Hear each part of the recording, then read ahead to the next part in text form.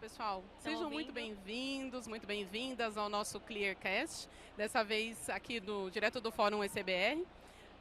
Me chamo Cris Cajado, vou ser a host de vocês, atuo como gerente de Customer Success na ClearSale.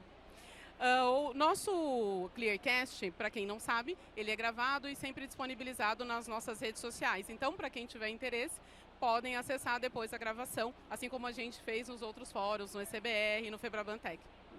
Hoje a gente vai conversar com dois especialistas de peso sobre o futuro das compras digitais, né? Um assunto super importante que conversa demais com a pauta desse evento que nós temos hoje. Então eu vou convidar vocês a darem as boas-vindas para o Rodrigo Chamorro, Head de Indústria na Google Retail, e a Letícia Latz, gerente geral na PagBank. Sejam muito bem-vindos, pessoal. Obrigada. Muito bem. Vocês podem se apresentar brevemente para o pessoal, por favor? Bom, gente, eu sou a Letícia, eu trabalho com produtos digitais há mais ou menos 10 anos. Hoje eu sou gerente geral de produtos no PagBank e eu cuido de parte dos produtos do nosso portfólio de pagamentos online. Muito bem, obrigada, viu, Letícia? Imagina. Obrigada, prazer te receber, viu? Prazer, obrigada obrigada ter pelo aceito. convite. Maravilha. Rodrigo, por favor, você pode se apresentar? Sim. Primeiro, obrigado aí pelo convite, Imagina. Estou super honrado. Obrigado vocês que estão aqui também ouvindo. Eu sou o Rodrigo, eu estou no Google faz quase 10 anos.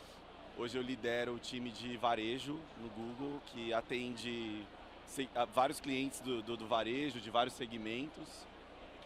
Trabalhei também um pouquinho lá, ajudando um pouco a digitalização das empresas, construção de marca. E estamos aqui para conversar um pouquinho aí sobre a jornada de consumo. Maravilha. Muito obrigada, Rodrigo. Obrigada também por ter aceito, viu, o nosso convite. Obrigado. Show. Vamos então direto, pessoal, começar na veia, né? Vamos direto no assunto, pauta da nossa ação. Futuro das compras digitais. Quando a gente fala de social e-commerce, é verdade dizer que esse é o futuro das compras? É como se fosse, por exemplo, quando a gente fala de social commerce, eu levar uma amiga para fazer as compras comigo? Dá para fazer essa relação direta, vocês acham? Eu acho que essa é uma excelente definição, né? Levar uma amiga para fazer compra. Eu acho que comprar online é uma realidade irreversível. Eu acho que num cenário alavancado, principalmente pela pandemia, nós, enquanto consumidores digitais, a gente descobriu o quanto é cômodo comprar online, né? Eu posso comprar um sofá, por exemplo, sentada no sofá da minha casa, Fato. num domingo à noite, e depois de ter pesquisado o preço daquele produto em 15 estabelecimentos diferentes. Mas ainda existe uma dor que é relacionada ao quanto você confia no estabelecimento que você está comprando. É verdade. Diferente da experiência que a gente tem no mundo físico, onde você está na loja, você está vendo o vendedor, vendo o produto, tocando o produto, online não. E eu acho que o social commerce ele resolve um pouco essa dor, né? Você está escutando normalmente alguém falar sobre o produto e alguém que você respeita, que você admira, que você já criou uma conexão. Então você passa a confiar também no canal de vendas e no produto. E acho que além disso, a gente tem ficado cada vez mais exigente, né? A gente espera uma experiência de compra no online muito próxima do que a gente teria no mundo físico. E com social commerce essa dor também é resolvida, né? Porque em geral o influencer ele fala num tom muito próximo da gente, a gente consegue se identificar. Se ele está vendendo uma roupa, por exemplo, ele experimenta a roupa, né? A gente consegue ver o caimento, o tecido, a gente consegue ter referência até de tamanho. Sim. Então a gente se sente realmente sendo atendida quase que por um vendedor. Então eu acho que essa definição é ótima, sair para fazer compras com uma amiga. Muito interessante, né? A gente pensar sobre essa ótica e como somos influenciados, né? Pelos influenciadores digitais. É uma nova onda. Como é que você enxerga isso, Rodrigo?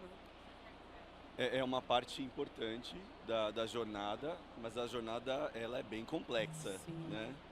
A gente está estudando jornadas de consumo aí nos últimos 10 anos, pelo menos, e cada vez mais o momento entre você ser estimulado e comprar de fato, esse caminho é mais difícil, mais complexo, com muitas possibilidades, né? Se vocês aqui, tem muita gente jovem aqui, mas quem passou pela experiência de comprar um carro, por exemplo, há 15 anos atrás, é muito diferente da experiência que é hoje, né? Sim. Você vai buscar, você assiste vídeos, você fala com pessoas, você vai na loja. É uma jornada que tem muitas idas e vindas. Uhum. E os amigos, os familiares, os influenciadores, eles estão lá para te ajudar um pouco a fazer curadoria. Perfeito. Pela pesquisa, eu digo que essa influência não é a final para decidir o que comprar, mas é uma influência que ajuda a funilar um pouco o número de possibilidades, entendeu? o dado que a gente tem é que depois de falar com um familiar, um amigo, um influenciador, em média as pessoas ainda passam por 10 pontos de contato. 10 pontos de contato. 10 pontos de contato. Então, Depois de falar com uma pessoa da confiança. exato. A pessoa que fala, eu acho que você Interessante. deveria fazer isso e tal, mas em média a pessoa ainda passa por 10 pontos de contato. Que pode ser N coisas, N como eu coisas. disse aqui agora. Então, sim, é muito importante esse social commerce, é cada vez crescente esse número, mas não é o último passo, e sim um dos itens dessa jornada bem complexa, sabe? Muito interessante isso. E quando a gente pensa na nossa própria experiência, né, é basicamente assim que funciona. A gente conversa com as pessoas e aí depois você pega uma dica, a pessoa disse, vai naquele site, pesquisa se há algum tipo de queixa, algum tipo de reclamação, não é verdade? A plateia aqui está concordando. Então, a gente realmente não faz mais uma compra de olhos absolutamente fechados, né, quando a gente está falando em e-commerce. Muito legal. Obrigada, Rodrigo. E aí, nessa linha ainda, tá? Vamos falar um pouquinho de live commerce. Vocês acham que esse modelo é um modelo que já está suficientemente maduro para a gente dizer, já exploramos tudo? Ou vocês acham que ainda tem um espaço para a gente navegar? Quer falar, Letícia? Eu acho que a gente ainda tem um espaço para navegar. Eu vejo que o live commerce tem um potencial muito grande aqui no Brasil. Eu acho que principalmente porque no Brasil a gente tem um perfil de se aproximar das pessoas, né? A gente gosta desse contato, da interação social. Então eu acho que é um formato, uma modalidade que se conectam muito com a gente, mas eu acho que a gente ainda está começando. A gente tem bons exemplos, tem uma referência inclusive que acho que todo mundo viu, que é da Virgínia, com a WePink, que conseguiu vender aí 26 milhões, uma live de 22 horas. A gente sabe que a China, por exemplo, começou lá em 2016 a fazer live commerce e hoje é 30% do resultado do e-commerce deles.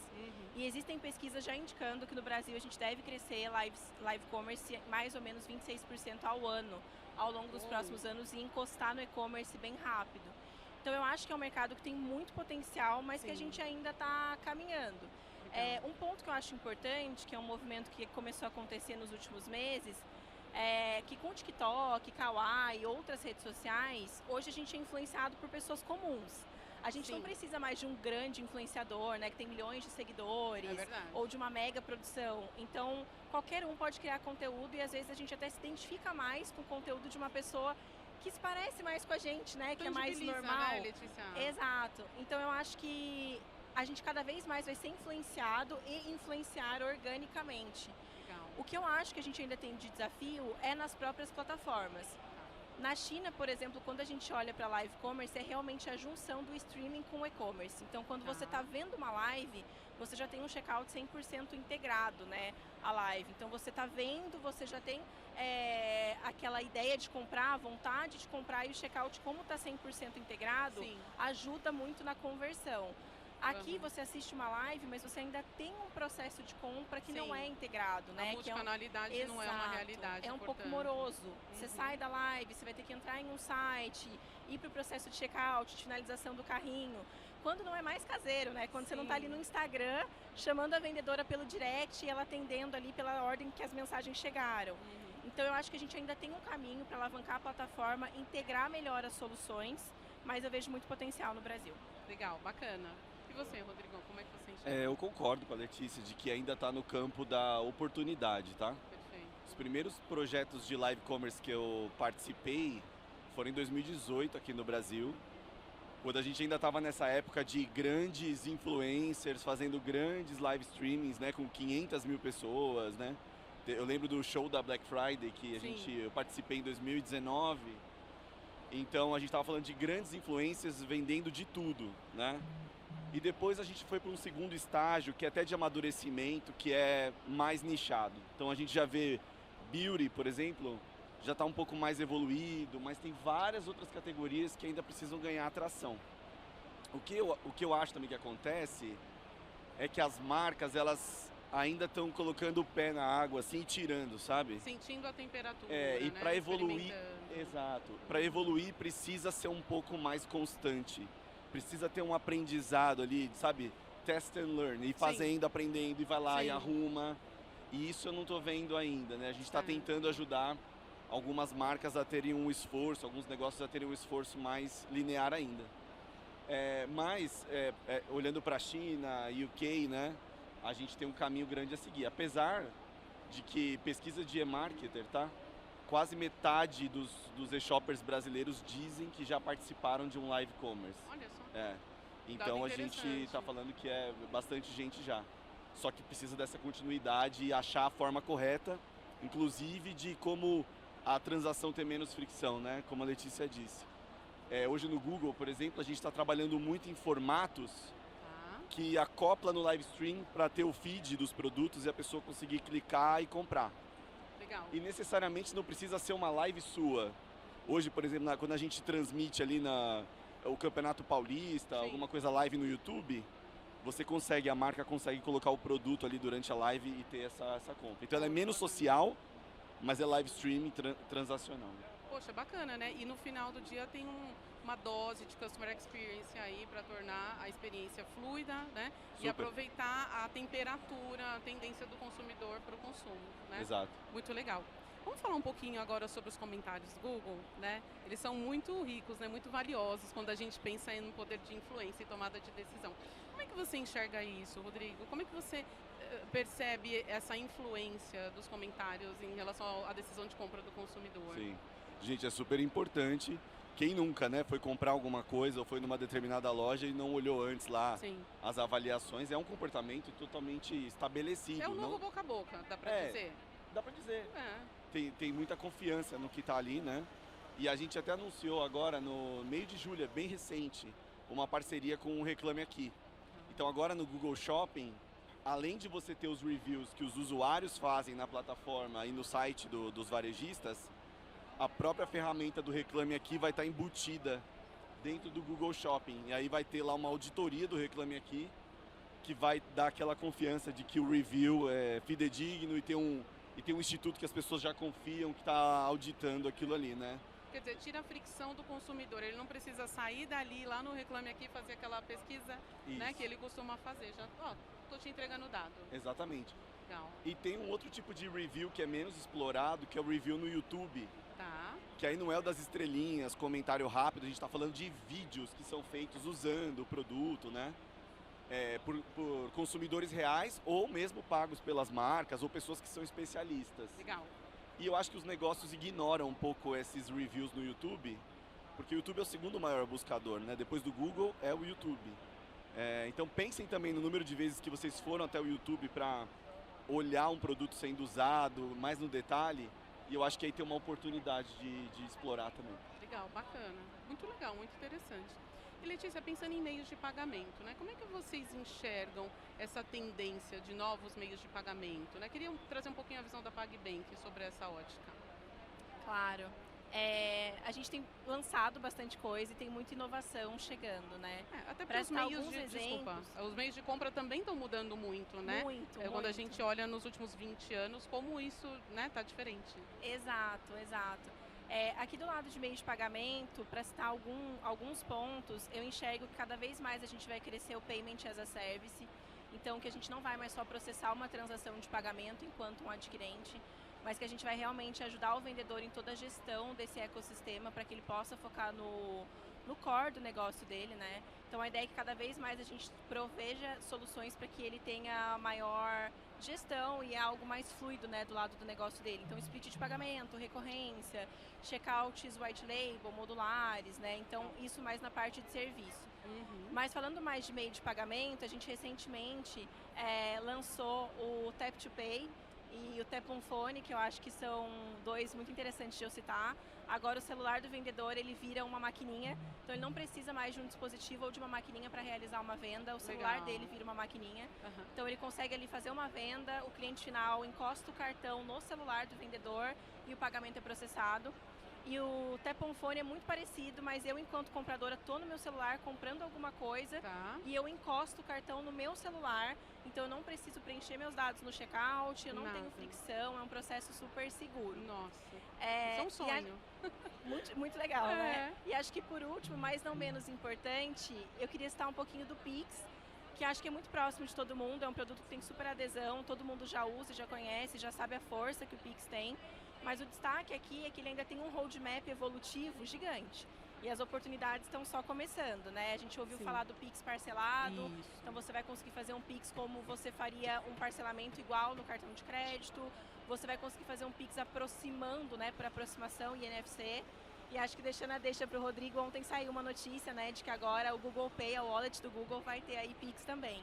Então, Legal. isso é o quanto que os produtos do Pix e do Open Finance têm evoluído e acho que a gente precisa ficar de olho nisso. Muito interessante, né? Desculpa, Rodrigo. Não, só um comentário, até 2027 a estimativa é que metade dos pagamentos feitos no e-commerce seja via Pix. Né? E toda vez que a gente coloca no Google Shopping a informação de que preço à vista, pagamento no Pix, dentro da página do produto, a gente vê um aumento de conversão muito grande. Então, está totalmente estabelecido, as pessoas confiam.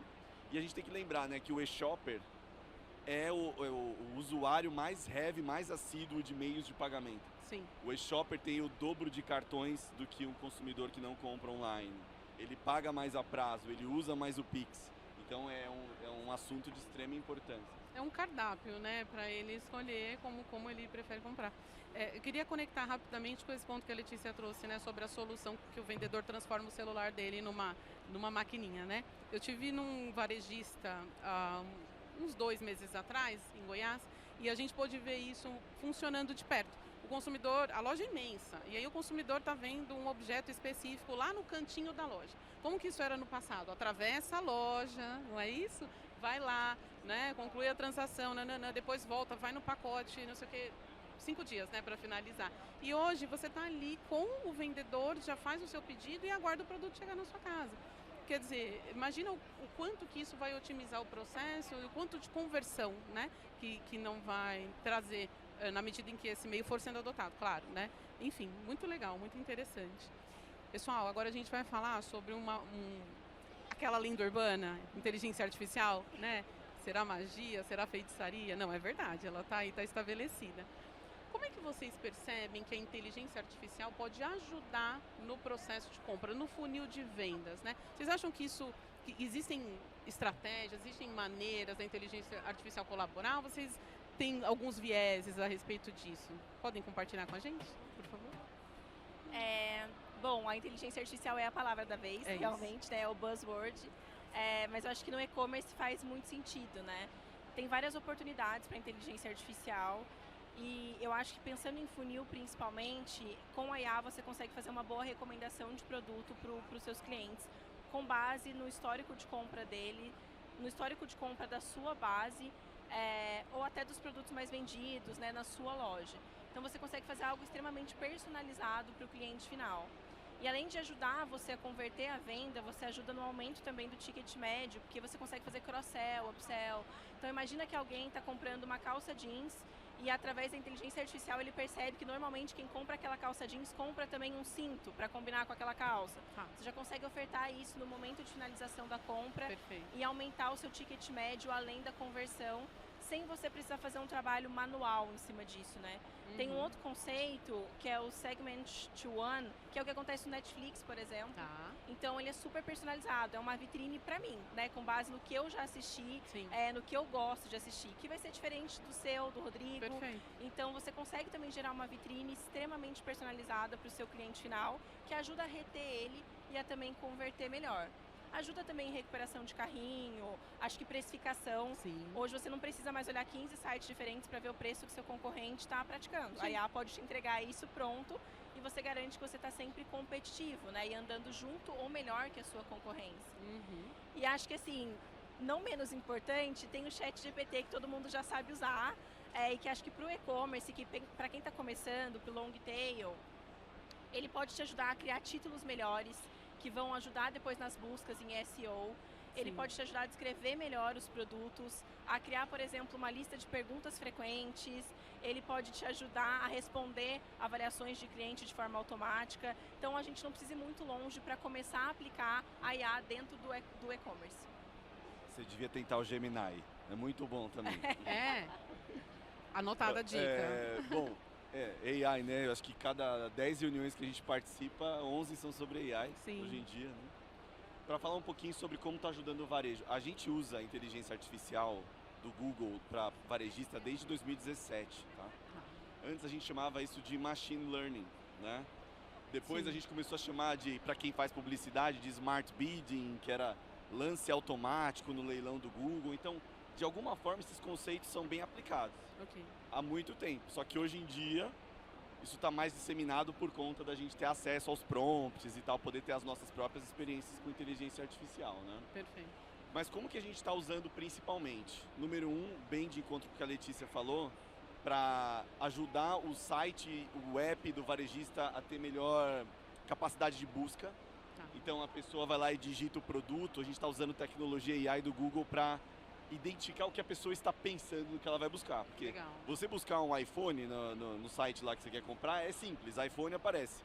Agora, se você quer procurar, por exemplo, uma geladeira, você não sabe se a geladeira é para geladeira de brinquedo, Sim. é uma geladeira duas portas, né? E você tem que Sim. ficar fazendo os filtros. Hoje com AI já consegue trazer um pouco de propensão e começa a entregar melhor o produto.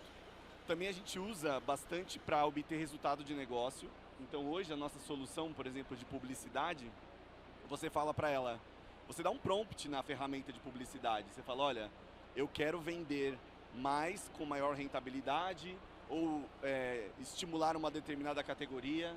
Eu quero achar novos clientes. Eu quero achar pessoas parecidas com esse perfil de cliente. Então são prompts que você dá ali dentro da ferramenta do Google Ads e a inteligência artificial ajuda a gente a achar. Então toda a nossa conversa com os clientes hoje é como é que está a qualidade do seu prompt.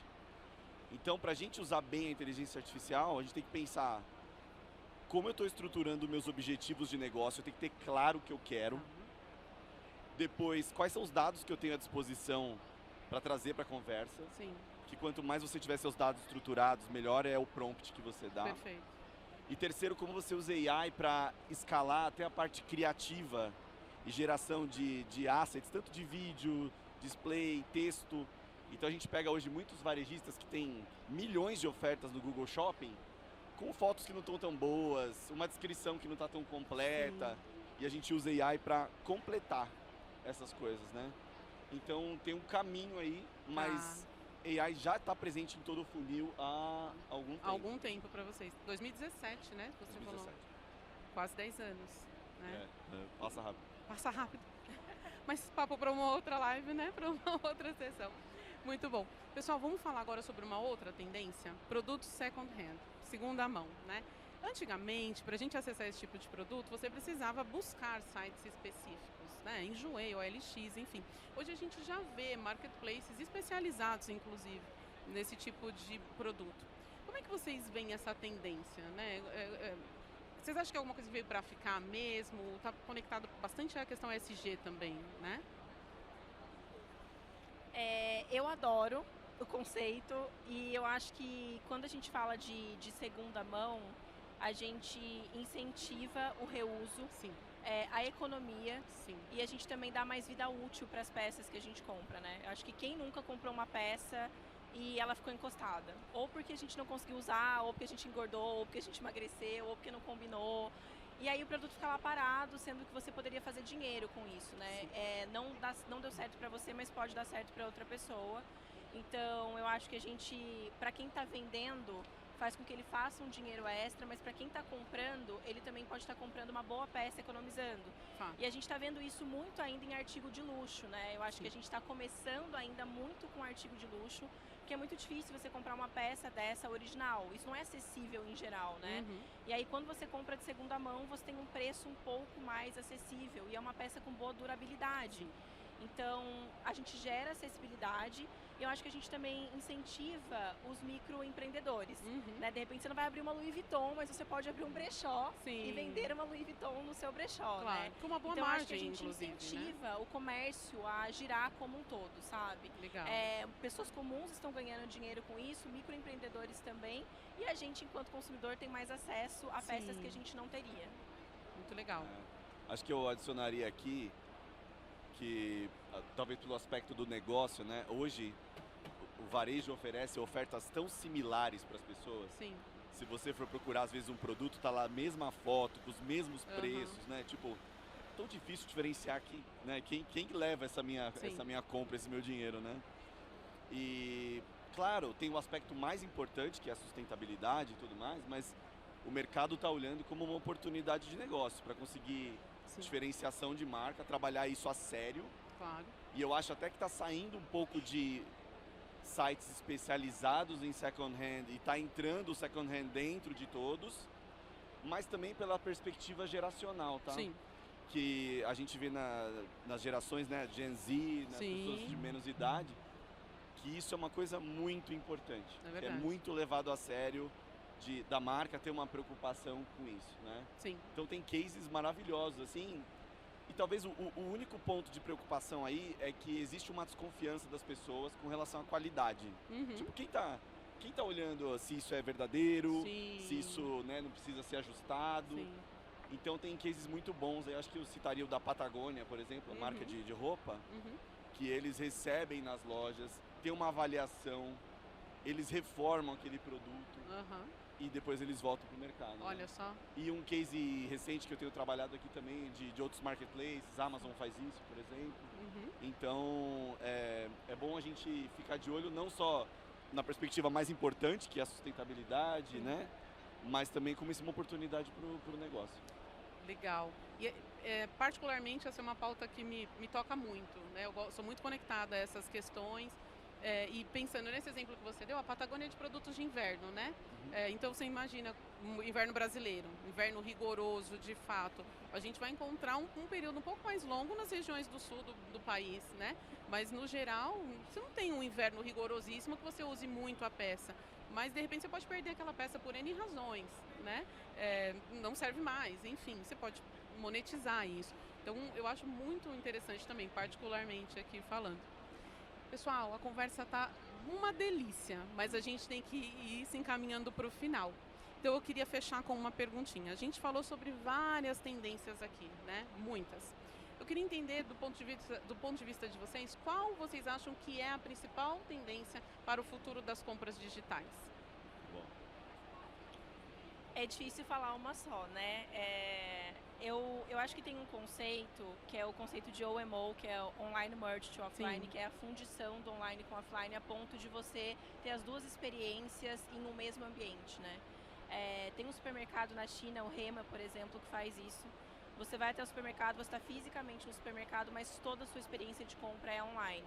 Então você escaneia os produtos através do aplicativo do supermercado, você recebe recomendação de receitas de outros produtos para levar junto com aquele produto, você sabe quem fabricou aquele produto, quem é o produtor, desde quando que ele está na prateleira, você sabe o preço, ele vai direto para o seu checkout, e quando você chega no checkout a sua wallet também está integrada, então você não precisa de absolutamente nada. Você passa no checkout, sua wallet está lá, você finaliza o pagamento sem qualquer tipo de dispositivo na hora do pagamento. Então eu vejo que cada vez mais a gente vai ter as duas experiências juntas. A gente vai estar no ambiente físico usando o online Sim. e no online tendo influências do ambiente físico, né? De repente querendo até ir em uma loja, ver aquele produto e etc. Então eu acho que é o que eu mais vejo para o futuro, além de personalização.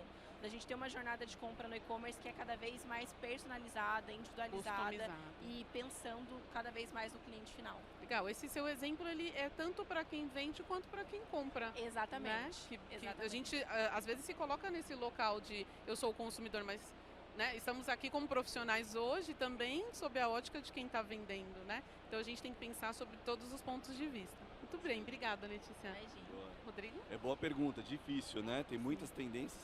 E eu não sei se vocês perceberam a minha estratégia. Deixa a Letícia responder primeiro para eu ir dando uma pensada. Mas eu vou pelo caminho é uma tendência que na verdade é o desafio, que é num mundo de cada vez mais aumenta a regulação e a demanda por privacidade, Sim. existe uma força oposta que é ter uma experiência personalizada. E até pouco tempo atrás, para você personalizar, você precisava de muita informação. Uhum. Né? Como ser personalizado se a pessoa não quer me dar nada, né? Sim. Mas felizmente, né, com a tecnologia, o que a gente acabou de falar de inteligência artificial, a gente consegue pegar partes de informação ou informações que são mais estruturais, mais úteis e a partir dali construir todo um pensamento, né? Então acho que a gente vai ver a tecnologia ajudando o consumidor a dar menos informação e ter uma oferta que fala mais com a pessoa. Sim. e um varejista que consegue conectar mais com a pessoa sem ter que preencher aquele formulário gigantesco e que muitas vezes é ali que a gente perde o cliente. Dá né? pânico. Então, para mim, essa é a principal tendência. Legal. Muito bom.